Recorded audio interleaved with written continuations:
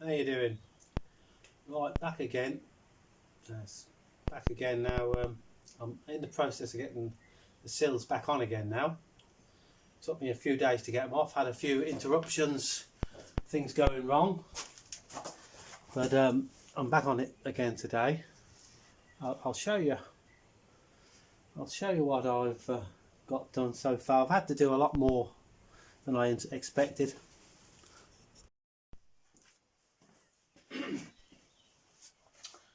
Okay, here we are back again on the restoration. I should maybe point out that this restoration isn't about throwing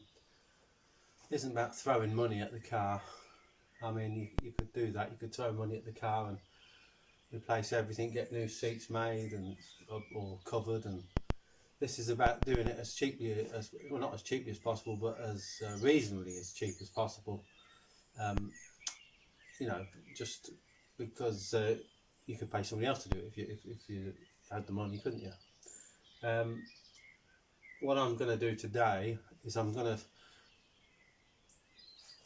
to finish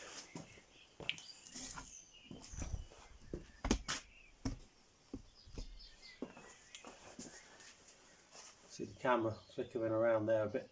I'm going to finish off this these bottom corners. Now I cut these corners off, these bottom of these posts, the A and B post, because I didn't do it last time. I managed to do it with them in place, but the way I constructed the sill, inner and outer sill this time, I welded them together off the car. You'll see that in the photographs. I spot welded them all together, or plug welded them all together off the car, and then, you know, and to get that bulk of that sill, in and out sill on, then if you cut them off flush with the floor, these A and B posts, you can slide the whole thing in into place. I have the mounts done up tight, so it's in position, and I'm using the chassis as a jig. Really, you don't want to take the car off the chassis until you have these sills and that back cross member, if I do it, in place and welded securely, because I'm using the chassis as a jig to line everything up. It was right when I started, so it'll be right now, you know. So now today I'm gonna make these. Now this metal here is heavier gauge than this stuff here. I have some metal here. I think it's about 2 mil. I'm going to use. It's about 2 mil. I'm going to use to make these at the bottom of A posts and B posts. Now you can buy them off of Frogger panels, I think it's called, and probably paddock spares. You can buy them ready made. I don't like the look of them sometimes because they're more like a boot that you put over the top. I don't like putting panels over metal over metal, really. So I'm going to make these hopefully today out of a heavy duty, weld them on, and that will support this sill at the front, and the B post will support it there in the middle. And then I've got to make a strip then. I'll show you that later. As I go along, I'll take photographs. So I'm not great at doing it while I'm filming while I'm working, because you know, I can only do one thing at a time. And so what I'll do is as I move along, I'll try and take a photograph of each bit as I move along, so that you can either, well, you can criticise me or not really, so anyway, that's what I'm going to do. That's what I've got some. Look at this now. I have some of this anti-corrosion epoxy primer, which I'm going to use on as I finish every job. I'm going to give this a couple of coats of this.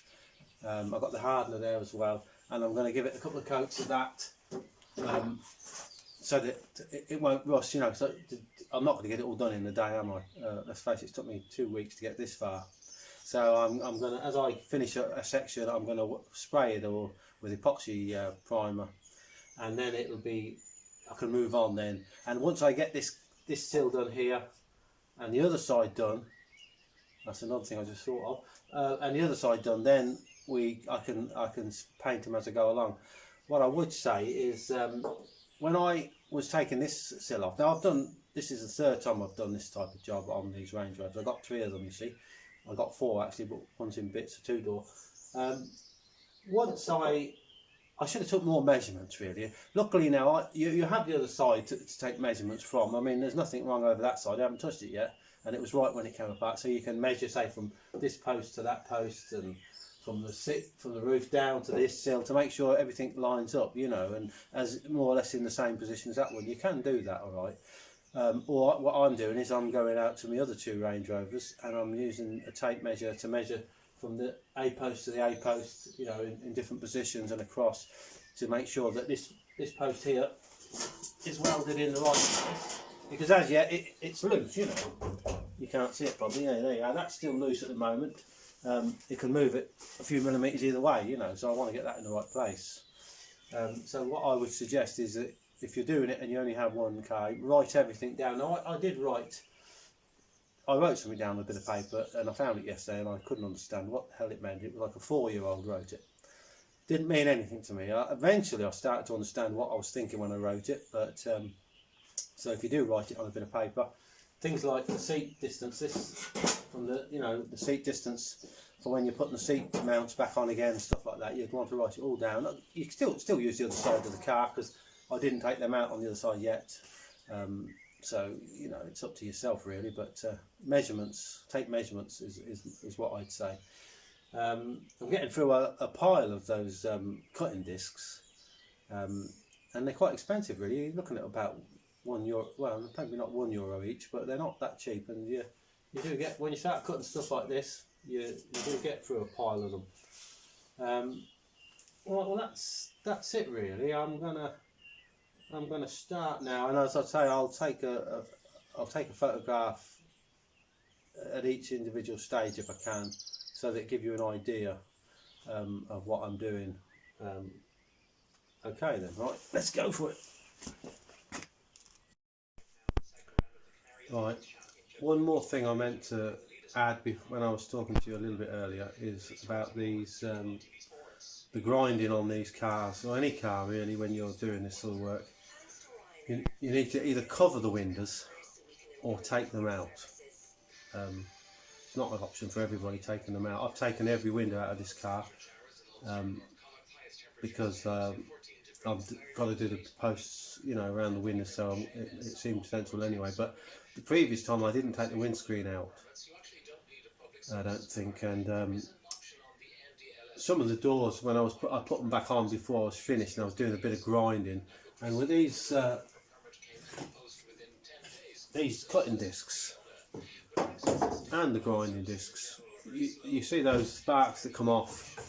They're like little crosses, you know. They look lovely. They're like sparklers. They come off, and if they hit you, like, they just bounce off you generally. Unless you're really close, they don't bother you. But if they hit glass, even I was grinding on this corner here last time I'd done this car, grinding some metal, and the sparks were shooting up and hitting the window on the glass on the front door there, and well, I didn't think nothing of it because it's such a long way away, and they don't burn your hands or nothing, them sparks. But about 6 months later, I noticed all these little red specks all over the window, and when I looked into it to try and find out what it was them little sparks embedded in the glass on the other side of the door there. Now that's what they do. They embed themselves. I don't know how they do it because they're not hot, but they embed themselves in the glass. And yeah, well, the only way I could remedy that was to get one of those. Just hang on, I'll show you.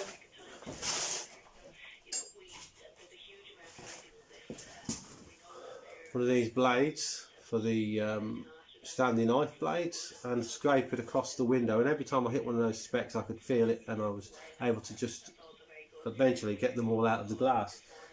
But that didn't solve the problem. There was still, you could see the dots where they had landed, you know, but at least they stopped going rusty, because that's what happens. They embed themselves in the glass. 6 months down the line, they'll go rusty, and then you'll see little red dots all over your windows. So do take your glass out or cover it. A good heavy cover would be enough, because, as I say, those sparks don't seem hot. That's why I covered the window to the garage, because I was grinding here, and that's what would happen. They would embed themselves in the glass and anything else that they hit as well, as it happens. So just a warning about those, about grinding with, cover the glass or take it out. That's all you can do. Right. Right. Another thing I should have said. You probably all know this anyway, but if anybody's doing anything like this for the first time, is personal protective equipment. Now I have my hat on, but that's what I was just using the grinder here now, and it just reminded me as I skinned my knuckle. That's only a scratch, but these grinders here are fantastic tools. I've got 2 of them here. You want as many as you can get because you don't want to keep changing the pads. You might have a cutter in one and a grinder in the other, and this one's it's just for polishing metal and that. Now I have the guards off of them. You can see the guards, no guard on that. If you put the guard on, it gets in the way. You can't see anything, so you tend to take the guard off when you get really confident. That's where you're going to come unstuck, because what's happening is I've had it a couple of times where they've exploded, or this one here I had my hand next to it though, and it hit an edge and it just jumped back and it scraped my hand. But I've had the cutting discs. These cutting discs here explode when you hit a sharp edge. All of a sudden, it'll explode and it'll come off, and it'll get anything in the way. So you really want to wear a full face cover, not just something to cover your eyes, because that parts of that hit you in the face, it'll open you up. Sure as eggs is eggs. You need to have a full cover on, and then maybe a pair of glasses on behind that as well. That protect your whole face. Of course, some of these are dated as well, and I bought some new ones there the other day, and they're all out of date by about a year. But what are you going to do? Carry on, I suppose. So just be careful if you're grinding, and wear gloves. Put gloves on, especially if you're. This is how I use them. I'm not recommending it. If you don't have the guard on, definitely have some good heavy gloves on, because what will happen is you won't be looking at what this is doing too much. You'll be looking at the metal, and as your hand gets nearer to it, if you have gloves on, you'll feel it before it starts cutting the skin. Sounds obvious, probably to most people it is, but even I've been doing this sort of thing